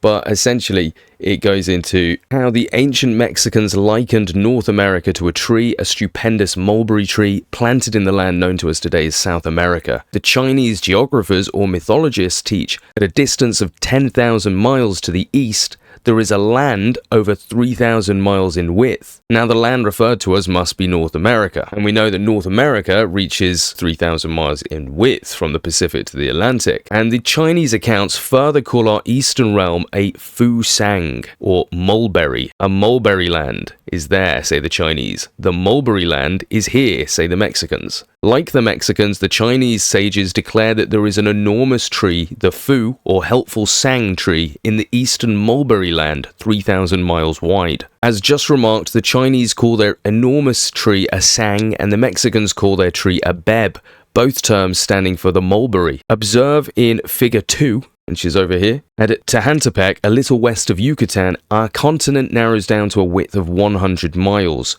The Mexicans say that North America is a tree and that it has correspondingly an enormous trunk, which at Tehantepec measures 100 miles. Now, the Chinese writers declare that the enormous mulberry in the region east of the Flowery Kingdom has a trunk of 300 li, or 100 miles. A mulberry tree with a trunk of 300 li is there, say the Chinese. A mulberry tree with a trunk of 300 li is here, say the Mexicans. So you can already see the connections between the Fusang and the Chinese, and if you want to read this book for yourself, you can do. We might go into this for a video for itself because it is very interesting, but I just wanted to bring this up, this connection here. The Chinese clearly knew about America. And once again, if you'd like to read this, here it is. You can find it on archive.org. Very easy. It was published in 1913. Ancient Chinese Account of the Grand Canyon. So if you want to read that, go ahead and do so. Now, talking of Josiah Priest that we did before, we can see his what he says down here. As it respects some of the ancient nations who may have found their way hither, as into America, we perceive a strong probability that not only Asiatic nations, very soon after the flood, of course the biblical flood is what they believe in, but also all along the different eras of time, different races of men, Polynesians, Malays, Australasians, Phoenicians, Egyptians, Greeks, Romans, Israelites, Tartars, Scandinavians, Danes, Norwegians, Welsh, and Scottish have colonized different parts of the continent. And Josiah Priest also believed that before the flood, America was actually the country of Noah. It was where the ark was erected, and it was possibly where giants were in the biblical references. This book, another source on, so it's just talking about Tartarrax. In early 1541, Coronado set out to find it, told of new and even more dazzling stories of Quivira. To the northeast, there was a river 7 miles wide. Within its depths were huge fish as large as horses. Tartarrax, the ruler, slept in a garden of roses under a tree with thousands of golden bells, and even the pots and pans were made of gold. So it's stuff. I think they're just trying to make it sound ridiculous, to be honest. But that's that. Again, if you want to find that, you can do. So this guy was traversing America, and when he got to this bit, so we'll read from here. This forest ends just before you reach the Wabash, and from thence to the Mississippi, a distance of 80 miles, all is prairie or meadow. Here commences the American Tartary, bearing in all respects a strong resemblance to the Asiatic. He describes it, and below says, in all these features we recognize a likeness to the ancient Tartary, which would be entire and complete, could we see its natives metamorphosed into horsemen. Obviously, because the Indians were supposedly not the same level of horsemen as ancient Tartary. The reason that this is conflicting is because there are different documents printed of this same text. And in some of the texts, this word here, this one, has been replaced with an. So it says, here commences an American Tartary. So this is where the confusion will come in. Because they'll say, oh no, he was saying it's an American Tartary, because it looks like Tartary. To him, he got there and he's like, wow, this to me just looks like Tartary. However, some texts will say the American Tartary, which, again, is it referring to the American Tartary, or is it the American Tartary that guy referred to? And that's all up for debate. So it's up to you to decide. I've not been able to decide for myself. It could be either way. I'm not sure which ones have come first, because obviously all the books are reprints. It's very confusing which one that is. Right, as far as texts go, this is actually the most interesting because it's just so left field. It's got some information that just doesn't really make sense, doesn't jive with what we know as history, and it's just kind of confusing. I'm not sure exactly why it's written this way, and I'll show you. So this is the book. If you want to find it, give it a pause and search for that. Or the easiest way to find it actually would just to be type in Hakata Tartary or something on Google. But if you really struggle, ask me and I'll post a link. So for reference, who Hakata is, by the way, Ogedai Khan. So once again, this book is talking about America. It mentions how all the areas of Tartary are on the same latitudes as America and it'd be easy to cross over. And of course it says, here too may be added that Asia hath no territory anywhere which may more easily with numerous colonies supply America than this part of Tartary, as well for the vastness of the country, to which no other can compare.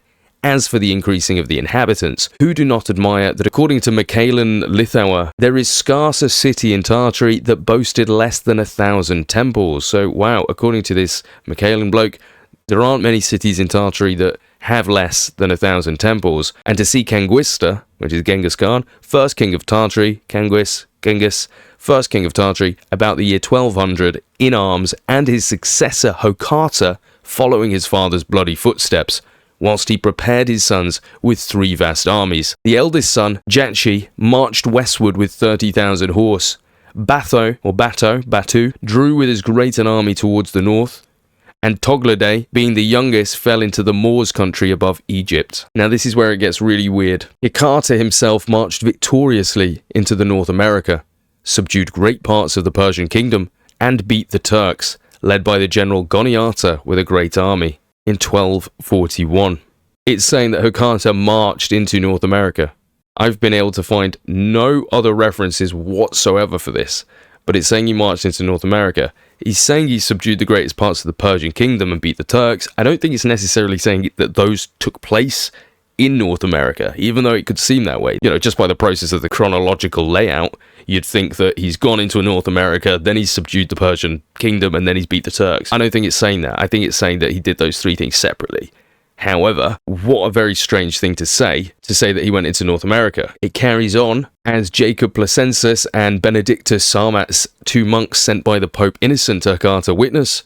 The great number of the Tartars or Scythians may appear by the several people spread far and near over Tartary. It mentions a load of them that I'm not going to bother listing, but it mentions a lot of the tribes like the Hyperborean, the Khmeri, the Georgi, the Sakuris, and it says what number would the inhabitants make up, that live in America. And again, it mentions some places like Virginia, Florida, New Spain, Guatemala, and it's saying what many of these would live there. It would be worth our time to compare the likeness between the Scythians and the Northern Americans. And yeah, it just goes on to talk about how they are very similar. But the most interesting thing, of course, being Hakata. Hakata marched into North America around 1241, according to this document. Once again, for reference, I came to this book just to make sure that, it talks about Hakata here. So it talks about Changus, and then chosen by his subjects, he caused Hakata, his eldest son, to be crowned king. So there's Hakata, and down here we can see Hakata, i.e. Ogedai or Oktai. So we know who that is. Now, onto this book, which has some interesting information up here. We can see, in 1380, one of the naval squadrons of the great Tartar conqueror Kublai Khan, which sailed to invade Japan, was wrecked on the western coast of South America. The shipwrecked mariners thereupon, through some unspecified turn of the wheel of fortune, founded the Empire of Peru. And we'll return to this document, which is the one we talked about before, the Uzziah priest one with the Mongols and their appearing, because this one is, it mentions a little bit more in detail about that landing on Peru, just a little bit. And Uzziah priest is the one that we heard about, who based all his work on Mitchell, but it does have this information. So it says, a cross made of fine marble, beautifully polished, about 3 feet high and 3 fingers in width and thickness, was found in an Indian temple. This, it appears, was kept as sacred in a palace of one of the Incas and was held in great veneration by the natives of South America. When the Spaniards conquered that country, they enriched this cross with gold jewels and placed it in the Cathedral of Cusco. But how came this emblem of Christianity in America? There were in the service of the Mongols in the 13th century many Nestorians, a sect of Christians, which we've heard about before. In the kingdom of Prester John was supposedly a Nestorian kingdom founded in the northeast, and Genghis Khan had a war with Uncham, who controlled it, and obviously won, and then in some stories even married his daughter. The conqueror of the king of Eastern Bengal was a Christian, which was in 1272. Under this king, a part of an expedition was sent to conquer the islands of Japan. In large Chinese vessels, and supposed to have been commanded by these Christian Nestorians as officers, being more trustworthy and more expert in warlike maneuvers than the Mongol natives. This expedition by some means found their way from the Japan Islands, which are west from North America, to the coast of America in the same latitude, and landed at a place called in the Mexican language Culcan, opposite New California. And obviously Culcan, you can see where that might come from. And then it says in 1273, Kublai, as in Kublai Khan, a Mongol emperor, it appears, became master of all China. At that time they were in the possession of the knowledge of shipbuilding, so that vessels of enormous size were constructed by them. They were solidly and conveniently made as to carry elephants on the decks.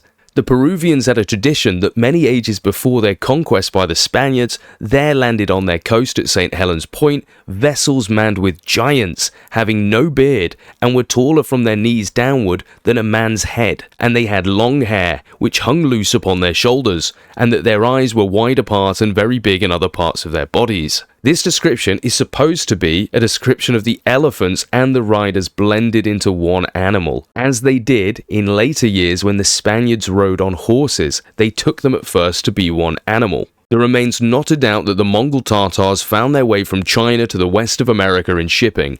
The voyage is not so great as to render it impossible, as that a French vessel in the year 1721 sailed from China and arrived at a place called Val de Nandras on the coast in 50 days. The Phoenician letters were known among the Mongol nations. If therefore they found their way to South America, we at once account for the Phoenician characters found in caverns and cut into rocks of that country. A description of what is supposed a Chinese Mongol town to the west, called by themselves when first visited by the Spaniards Talameco, is exceedingly curious, and situated on the bank of a river running into the Pacific from the territory now called Oregon, only 4 degrees south of Lake Erie, and in longitude 87, or exactly west of Ohio in latitude. It was well built and contained 500 houses, some of which are large and show well at distance. So we'll leave that document there because there's so much to go through, and we'll probably cover it in another video if we remember to. But that is just collating all the evidence that, it seems like Mongols and the Chinese definitely went into southern America and into Mexico and North America. That's definitely what it's looking like. This next document that I want to have a look at actually comes from a Pulp Fiction magazine. Released in 1947, I believe. Yeah, 1947. So just once again, this is a Pulp Fiction magazine. It's still very interesting, but it's Pulp Fiction. Because this kind of text out of context, you could really use it for your own advantage. You could really help paint a false narrative with it. But it is Pulp Fiction. But the reason it's interesting is because what it says. In this person's story, which was printed in the magazine in 1947, they start talking about entering a room, and the character has entered this room, large room with a window overlooking the sea, and he sees a map on one of the walls, but such a map that they'd never seen. So it's a very large map, and it was a map of the world, but a world which was a combination of the ancient and the modern. And it says Macedonia and Greece rubbed elbows, one as large as the other. The United States was called American Tartary. Russia was the land of the Khan of Greater Russia. Siberia of Lesser Russia. Germany was called Teutonia. China bore its ancient name Cathay, and Japan was part of it. So I found that very curious that a fiction writer has come up with this. So they must have had some kind of information, unless they just it was pure chance. But I just found that really curious that they've put that in. So 1947. Can you imagine that map? American Tartary, Russia with the land of the Khan of Greater Russia, and Lesser Russia with Siberia. So the Khan of Siberia, which that was a real thing, the Khanate of Siber. It fell in about 1584. So just to show you what I was talking about before when we looked at the document that said about, here commences the American Tartary, bearing in all respects a strong resemblance to the Asiatic, if you remember that.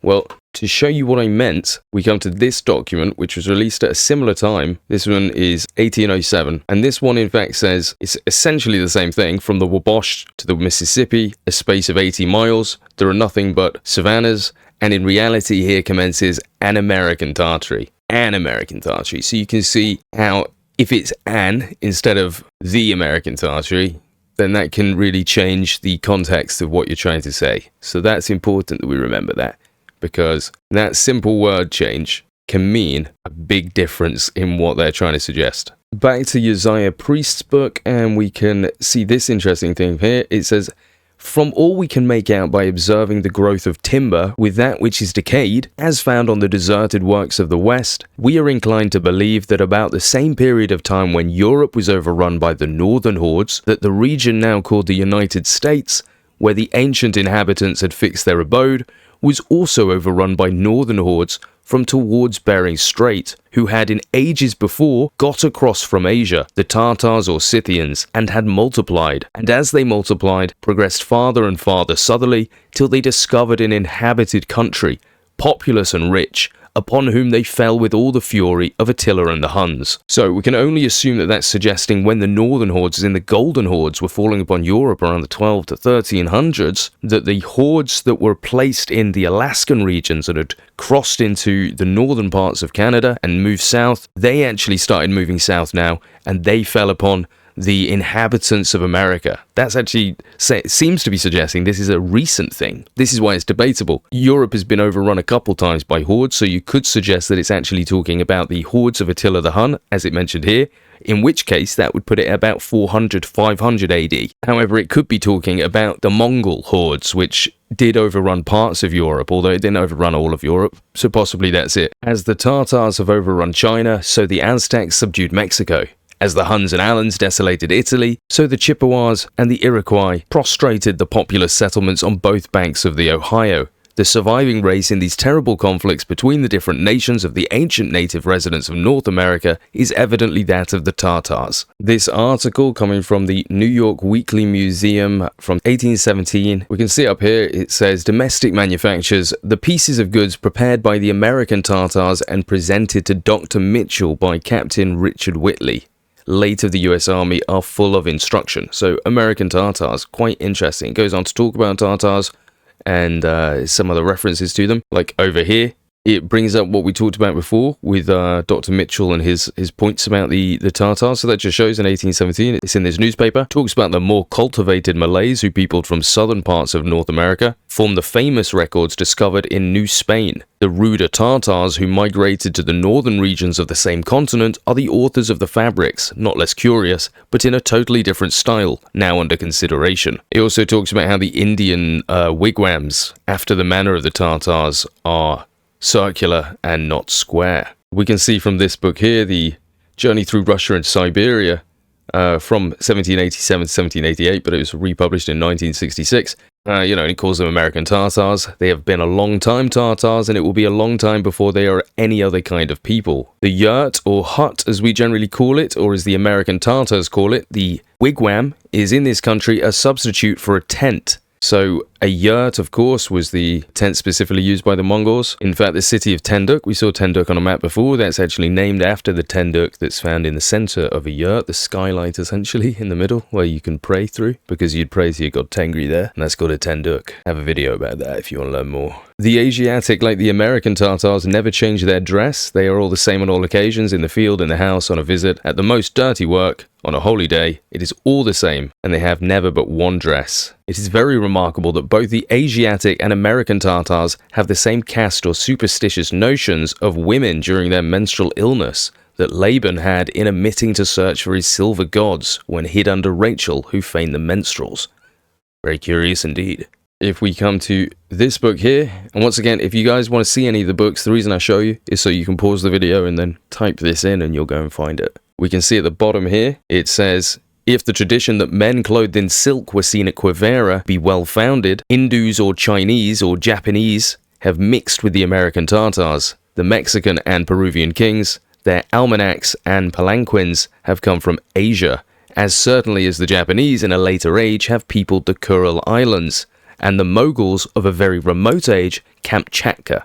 A different document here that we're looking at, Voyages of the Self, Pairs, Parallels and Patterns in American Art and Literature. Once again, Henry Nasmith long ago reminded us that a writer in the portfolio, I like that, portfolio, in 1817 referred to the Northern Plains Indians as the American Tartars, whilst Timothy Flint spoke of the Southwest Indians as ruthless red Tartars of the desert. This book coming from 1851, The Bible and Civil Government in Course of Lectures, we can see it says here, the illustrious Burke, the unrivaled prophet of politics, as he is sometimes called, described many years ago a crowd of American Tartars armed with the pike and the saber, pouring from the west over the Alleghanies, and sweeping away the wealth and population of our eastern cities, grown indolent and defenseless by the natural course of popular government, and profligate prosperity. So that's saying some American Tartars came pouring from the west, so obviously referring to Indians as American Tartars, flooding over to the west, and they swept away wealth and population from some of the eastern cities. This one, from 1848, it says, Mr. Thorpe, upon authority of Colonel Donovan, thus alludes to this tribe of American Tartars. The Navajo Indians are a warlike people, have no towns, houses, or lodges. They live in the open air or on horseback, and are remarkably wealthy, having immense herds of horses, cattle, and sheep. They are celebrated for their intelligence and good order. They treat their women with great attention, consider them equals, and relieve them from the drudgery of menial work. They are handsome, well-made, and in every respect a highly civilized people, being as a nation of a higher order of beings than the mass of their neighbors, the Mexicans. And this one from around 1848-ish, it's another Massachusetts Quarterly Review, so again, reviewing books. I think this was reviewing a historical book that was released. So it goes, our people is the most singular people under the heavens. They are ready to run anywhere and to run through everything. This Antony, gyrating about these pampas, now exhibiting a magic lantern to keep himself from starving, with my friend Crosby, at another moment in a retreat like a whirlwind, with whole hordes of South American Tartars after his emaciated skeleton, next thing slumping into a dirty dungeon, tomorrow strapping it across the dizzy heaven-kissing Cordilleras. I'm going to be honest, that felt like I was just reading the scribblings of a madman, but the fact that it mentions South American Tartars is rather curious, because again, connected to the old Peruvian kingdom. Did the Tartars go over, like we've heard? It's very possible. And finally, absolutely nothing to do with actual American Tartars, but in 1938, I find it quite interesting that there was a synthetic organic chemical company actually called American Tartars Corp. So yeah, I thought that was quite cool, actually called American Tartars Corp. The weird things you come across, eh? But anyway, I think I'll call that the end of the video, because it's been quite a long one. We've gone into almost every American Tartarian document I can find. We did have some that we could delve deeper into, which I think we might have to in separate videos, but I think we tackled that well today, and I'd love to hear your opinions down below. What do you think was going on there? I think, my personal opinion, I think it's likely that the Chinese were moving over to America quite often. I think if ancient people were making those journeys on boats, I think the Chinese were very clearly able to do it. The ancient Chinese, we saw the Fusang, they're talking about it. We know the Tartars had a navy. There's stories about Hakata apparently going to North America. That's possible. Maybe it was the Quivira. Maybe we're talking about Alaska. Maybe they crossed over there. I'm not exactly sure. But I think the evidence does suggest that people in the 1800s, at least, definitely believed that the Indians were connected to the Tartars. A lot of learned people do believe that. DNA-wise, they do descend from the same people, but again, they say thousands of years ago. They say there haven't been any crossings since. I think the most recent crossings would be, circa 5,000 years ago, something like that. But why wouldn't they have been able to do it since that? It doesn't really make sense. So whether Kublai Khan's men did land in Peru and form the Peruvian Empire? Maybe. Are the Aztecs connected? Maybe. Was there a West Coast kingdom of Tartars? And then, of course, we heard about the Tartars that were fighting against the Malays and apparently wiped them out in America and then just became the dominant force. So, what do you guys think to that?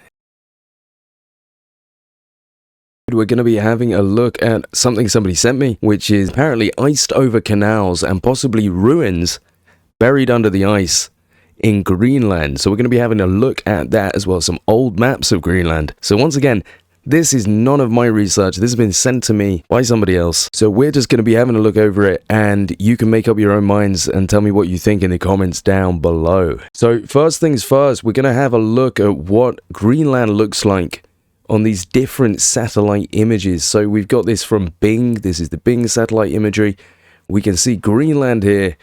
It's pretty much just covered in ice. Aside from the odd sections like down here, we can see that the whole thing is pretty much covered with ice. Over here we've got some areas where it doesn't seem to be any, but generally the whole thing is covered with ice. Now this is from Yandex, the same thing really, except we see more ice in the northern regions, so perhaps these satellite images were taken at a different time, although look at that, very strange. Not put much effort into that. And down here we can see the proper satellite imagery, but we can see that it's covered in ice. The Google Maps version, we can see the same thing. Once again up here, melted ice, but the whole thing generally covered in ice. And the final one is ArcGIS, and we can see again the same thing that we're seeing, absolutely covered in ice. A bit more detail up here. And finally on Google Earth, we can zoom in, and once again it is just completely flat, and you can't really make out anything. Look at that. So there's not much structure going. Oh, if we zoom in even further, actually, we do get a little bit of land. Not really much to work with, is it? As you can see, keep zooming out, and that is it. So it gives you an idea that you can't really get much information from using these maps, which is fair enough. They're not exactly going to have mapped out the entire snowy regions, but it does raise some curious questions about what might be lying under here. So how old is the ice over Greenland? More than 1 million years ago, frosty Greenland was ice-free. Its bare bedrock exposed for 280,000 years. The atomic isotope beryllium-10 told the scientists that the rock had at one point been ice-free. To gauge how long that period lasted, they compared the amounts of beryllium to quantities of aluminium-26. It appears at a 7:1 ratio to beryllium-10, but decays twice as fast. Quantity of aluminium atoms relative to beryllium told the scientists that once the ice cover melted away, the rock was exposed for more than 280,000 years, up until about 1.1 million years ago. So to summarize, the ice on the island of Greenland is about 1.1 million years old. The presence of ice-rafted sediments in deep-sea cores recovered from northeast Greenland in the Fram Strait and south of Greenland indicated the more or less continuous presence of either an ice sheet or ice sheets covering significant parts of Greenland for the last 18 million years. From about 11 million years ago to 10 million years ago, the Greenland ice sheet was greatly reduced in size. The Greenland ice sheet formed in the Middle Miocene by coalescence of ice caps and glaciers. The western and eastern Greenland mountains constitute passive continental margins that were uplifted in two phases. 10 and 5 million years ago, in the Miocene epoch, there was an intensification of glaciation during the late Pliocene. Ice sheet formation occurred in connection to uplift of the West Greenland and East Greenland uplands. More information for the official history of Greenland can be found on the Wikipedia page or in other sources, but one of the most interesting points that it makes is this. The weight of the ice has depressed the central area of Greenland. The bedrock surface is near sea level over most of the interior of Greenland, but mountains occur around the periphery, confining the sheet along its margins.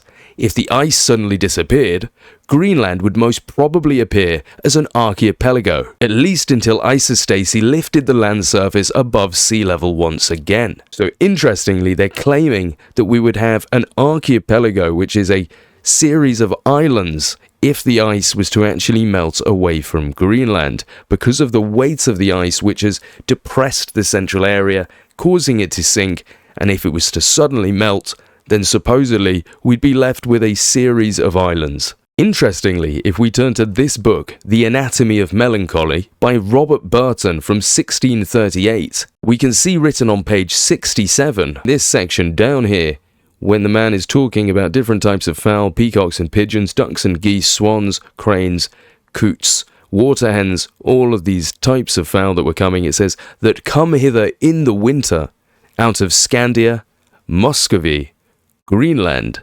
Friesland, which half the year are covered all over with snow and frozen up. So the point being there is that for half the year, Greenland is supposedly frozen up with snow, only for half the year, which is a bit of an odd suggestion, because as we know, Greenland is supposed to be the only permanent ice sheet outside of Antarctica. Now, if we come to this 1570 Mercator map, which shows the lands of Hyperborea in the center, you can see down here that Greenland is clearly marked and appears to be ice-free, with mountains marked and many rivers, as well as towns. According to the official narrative, 3/4 of Greenland is covered by the only permanent ice sheet outside of Antarctica. With a population of about 56,480 people in the year 2013, it is the least densely populated territory in the world. About a third of the population live in Nuuk, the capital and largest city. The Arctic Umiak Line ferry acts as a lifeline for Western Greenland, connecting the various cities and settlements. The image below should give you a general idea of how populated the place is, and where everyone is at.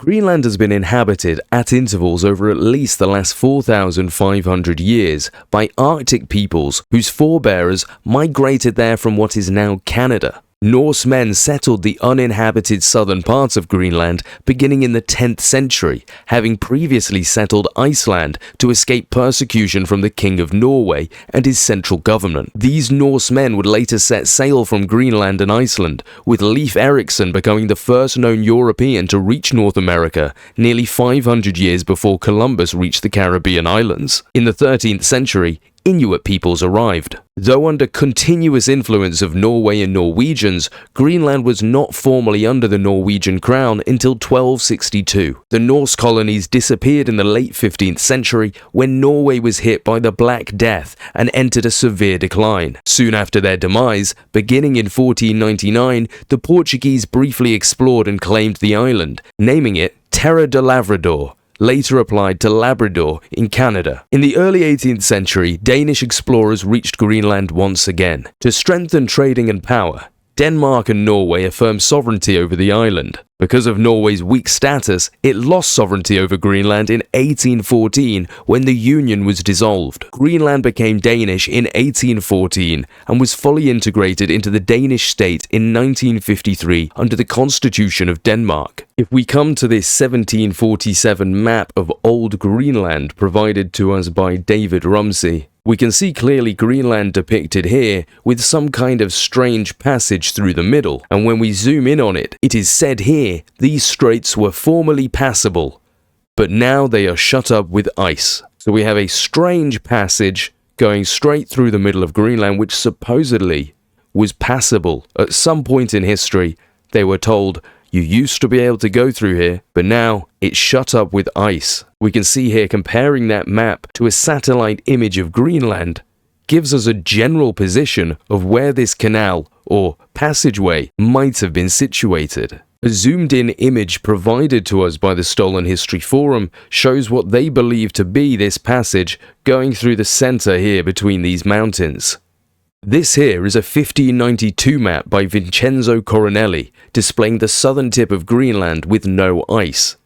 It has 2 straits, or channels. Additionally, it presents us with an ever-confusing topic of whether Friesland ever existed. It's interesting to note the many trees that seem to be growing in the southern tip. This illustration is taken from the book The Description of Natural History of Greenland by Hans Egder and published by Philibert in 1763. Once again, we can see a canal moving through the center of Greenland. Another image here shows what would have been the passage going through the center again. And 2 more down south like we saw on the other image. This map is from 1770. Now of course we do have this older 1569 map which shows no canals at all, but does seem to show the mountain ranges of Greenland even though we don't have much detail. Another map of Greenland from 1818 has had the mainstream narrative applied to it. The mainstream narrative of course calls it the incorrect assumption, as seen from this, with a map of Greenland illustrating the incorrect assumption that the Norse settlements of Greenland were located in southwest and southeast Greenland. Many of the localities named in the Icelandic sagas are placed on this map at imaginary sites on the unknown east coast of Greenland. The map is from the second English edition of Hans's Description of Greenland, a slightly modified version of the first English edition published in 1741. The map of course shows the same things as we saw before. It is said that this strait was formerly passable, but now is choked up with ice. And of course, ridges of mountains covered with perpetual ice and snow. But of course it is important to note that they only call it the ridges of the mountains. In 1888, Fridtjof Nansen, a mere biology student at the University of Oslo and an avid skier, organized a daring expedition, crossing the Greenlandic ice sheet from east, a mostly uninhabited wasteland, to west, where most of the Greenlanders lived, as opposed to the previous Greenlandic expeditions, which had all started from west to east. Nansen was not alone on this journey. He assembled a crew that included some highly competent and hardy men. From left to right in this image, we see Olli Ravner, Christian Dietrichson, Fridtjof Nansen, Otto Sverdrup, Christian Christiansen Trana, and Samuel Johansson Balto. It is rather remarkable that Nansen's initial proposed route was exactly where the above-mentioned canal would be. Mr. Nansen and co. were unable to execute the planned route, shown here in red, and had to settle for one that they actually took, in green. Is it possible that Nansen was working off information passed down to him from others, which told him of a strait which could be passable? Nowadays, scientists are highly concerned with how fast Greenland is losing its million-year-old ice sheet. As a matter of fact, it was recorded that in one single day, 12.5 billion tons of ice melted. It's possible our scientists will have some interesting things to talk about in the near future as the ice melts, and historians too. As shown from the section of this book published by the alumni of Marshall College in 1849, which says, "The researches in Greenland too have been greatly extended by the labours of Reverend George T. Jojenison, where important ruins are situated. In Volume 3 of the Royal Society of Northern Antiquaries may be found a vast deal pertaining to this subject, from which it appears that Greenland too abounds in ancient ruins of much interest." So we can see in Volume 3 of the Royal Society of Northern Antiquaries, there are vast ruins. Apparently Greenland too is covered in ancient ruins of much interest, and we've never heard about this as far as I'm aware, ancient ruins in Greenland, which will be something important to look over. We do notice on the United States Naval Special Warfare Command, the anchor is actually placed just off the coast of Greenland, which some people have suggested is symbolizing something. So is that a message there, or is that just reaching? You tell me in the comments down below.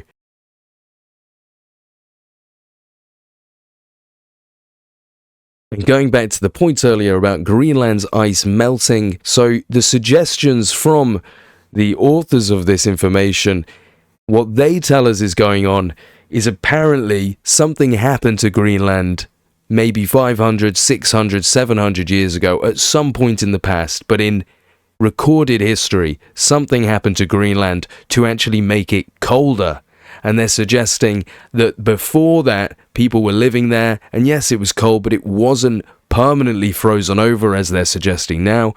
And as a result, this melting ice is just reverting to the way that Greenland was before this event changed it, before this event made it so cold, that now all that ice is melting, returning to the ocean, and that it's all part of a natural cycle, which I think we could all debate about, but that isn't why we're here today. But that's what the authors of the article say. And what do you think to that? So once again, this was none of my information. This was coming from the Stolen History forums. So you can take it with as much salt as you want. I'd like to hear your opinions down in the comments below, particularly about the canals. Is it possible that there are ancient ruins? Maybe Greenland really was passable with a passage through almost the middle of it only a few hundred years ago. I mean, those stories have got to have come from somewhere, surely, or maybe it's all just made up. So you let me know in the comments down below what you think about that. If you'd like to support the channel, there are a few ways you can do. The best way, the way that I prefer, is if you join Patreon, because then you can come and talk to us in the Discord channel. But that's completely up to you if that's something you want to do. If not, then just like and subscribe, and that'll keep me very, very happy. So thank you very much, guys. I'll catch you on the next episode of Ancient Historia.